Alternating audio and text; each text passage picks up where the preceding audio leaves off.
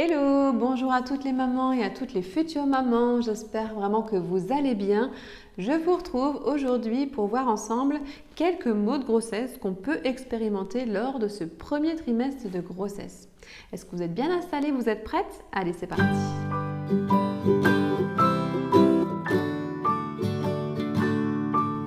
Alors c'est bien connu, la grossesse apporte son lot de bonheur, mais aussi son lot de maux de grossesse.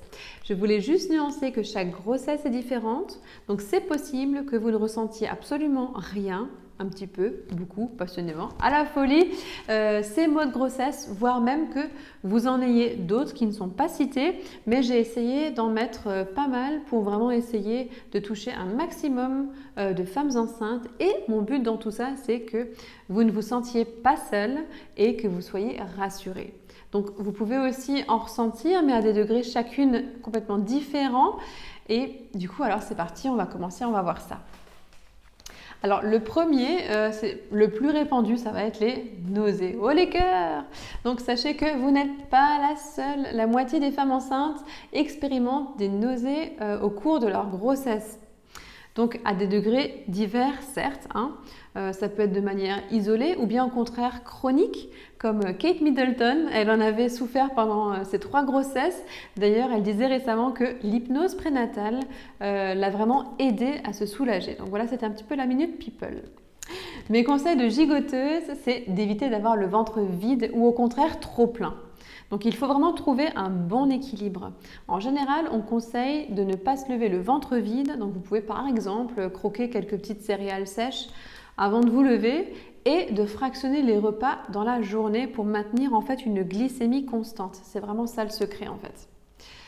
Ne pas vous allonger après un repas et préférer une petite marche digestive, pourquoi pas. Ne pas boire pendant les repas, par contre avant et après, oui forcément, faites-vous plaisir. Évitez tout ce qui est en rapport avec les fortes odeurs, ça c'est rédhibitoire. Demandez vraiment à votre partenaire de cuisiner pour vous et d'aérer en même temps, ça évite d'être confronté un petit peu aux odeurs. Ou alors de manger froid, donc de temps en temps, ou alors si c'est l'été, profitez-en. Et du côté de l'homéopathie, on a Nux vomica qui marche très bien pour les nausées matinales et les fortes odeurs justement. Et IPK si les nausées sont constantes et qu'on a vraiment du mal à avaler quelque chose au cours de la journée. Je vous les conseille tous les deux en 5 CH. Du côté de la phytothérapie, on a le gingembre, la menthe, la camomille qui fonctionnent très bien sous forme de tisane, alors chaude ou bien glacée, adaptée en fonction des saisons, faites-vous plaisir, 2 à 3 tasses par jour maximum. N'oubliez pas que votre fœtus parviendra, lui, à se procurer malgré tout tout ce qu'il a besoin en vous, dans vos réserves. Donc pas de panique, lui, il ira très bien. C'est plus pour vous, du coup, que c'est pénible, effectivement. Mais si ça peut vous faire du bien pendant cette période, dites-vous qu'il est bel et bien là, que c'est la preuve qu'il est bien et bien là et que tout va bien pour lui. Mais courage, courage, je sais que c'est difficile. Les nausées atteignent en fait en général leur apogée entre la 9e et la 10e semaine de grossesse avec la production d'hormones. Donc là, on est au max du max, d'accord? Et après, ça se calme au fur et à mesure pour normalement disparaître au 2e trimestre de grossesse, sauf exception bien sûr. Ensuite, il y a la fatigue et les insomnies. Alors, là encore, toujours pour une histoire d'hormones, on peut avoir tendance à piquer du nez dans la journée et ou en soirée aussi. C'est normal, on est en train de fabriquer un être humain. Moi, comme je vous l'avais expliqué, c'était plus le soir principalement. Mes conseils de gigoteuse, c'est de ne pas aller à l'encontre en fait de votre corps. Si vous avez besoin de dormir, faites-le. Essayez de moduler, par exemple, au travail, essayez de faire des micro-siestes de 10 à 20 minutes de temps, par exemple, dans la journée. Ça vous permettra du coup un petit peu de gérer et de tenir sur la longueur et sur la journée. Continuez de manger sainement et de bien vous hydrater, ça c'est la règle d'or en général. On peut aussi prendre des vitamines spéciales femmes enceintes, ça fait aussi du bien. Alors, c'est extrêmement déroutant parce que toute la journée, on peut avoir envie de dormir et quand vient la nuit, du coup, on peut avoir du mal à s'endormir. Donc, bien sûr, il y a des femmes enceintes qui dorment très bien, comme un bébé. Ça dépend des femmes, ça dépend vraiment de chacune. Mais pour celles qui expérimentent du coup des insomnies, donc voici quelques conseils généraux. Pensez au bain chaud qui détend très bien. Alors, pas trop longtemps et pas trop chaud quand même. Évitez tout ce qui est les excitants, café, thé, voilà. Faites une petite séance de sport dans l'après-midi, ça vous permettra de sécréter des endorphines qui vont vous permettre du coup de vous détendre et de vous relaxer. Lire un bon livre, méditer. Vous pouvez imaginer par exemple votre bébé calme, serein, bien au chaud et bien tranquille dans sa petite bulle, tout en faisant quelques respirations abdominales qu'on a vues. Sans transition aucune, on passe à la constipation et aux hémorroïdes que ça peut provoquer. Youpi! Alors, c'est normal, c'est la progestérone qui ralentit tout votre transit intestinal.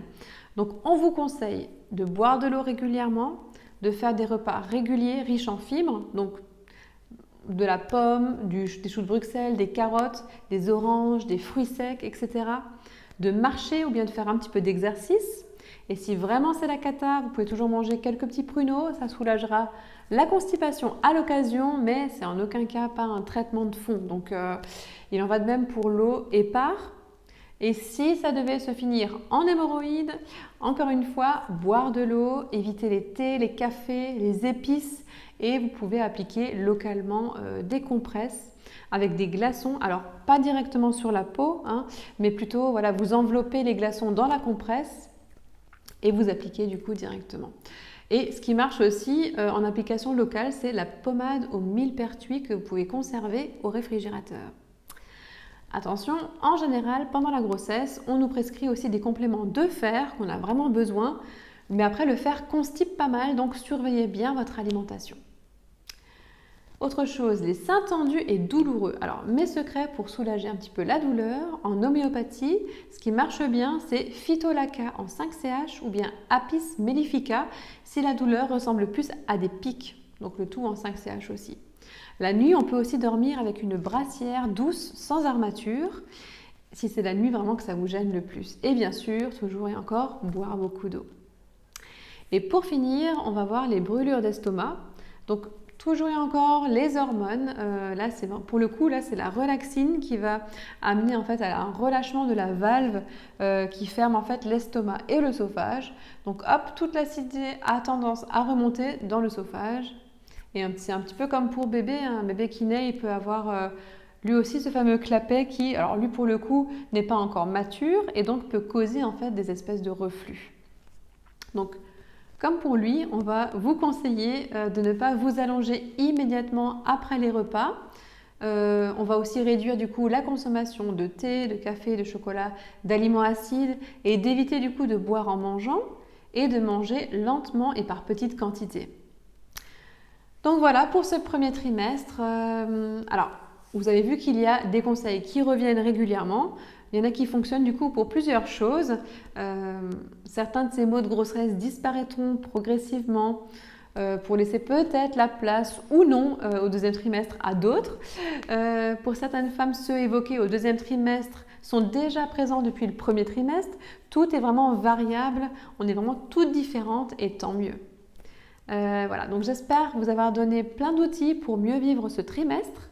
Je vous dis à bientôt et prenez soin de vous, c'est vraiment le plus important maintenant au jour d'aujourd'hui. À bientôt dans une nouvelle vidéo. Bye!